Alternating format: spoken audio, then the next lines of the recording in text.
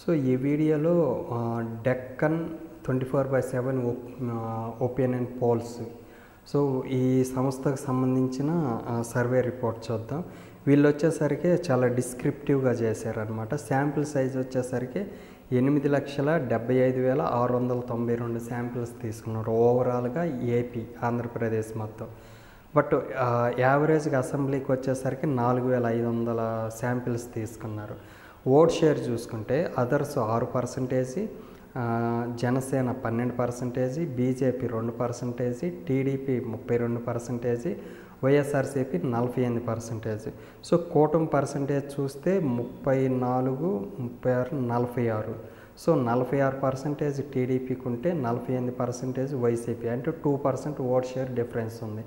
సీట్ల వైజ్గా చూస్తే అదర్స్ 6%తో 0 సీట్లు వస్తే, జనసేన 12%తో 5, బీజేపీ 2%తో 0, టీడీపీ 32%తో 39 సీట్లు వస్తే, 48 ఓట్ షేర్ పర్సంటేజ్తో 131, అంటే 2% డిఫరెన్స్ ఉన్నా కూడా ఓట్ షేర్ 2% ఉన్న సీట్లు వచ్చేసరికి చాలా డిఫరెన్స్ వచ్చింది.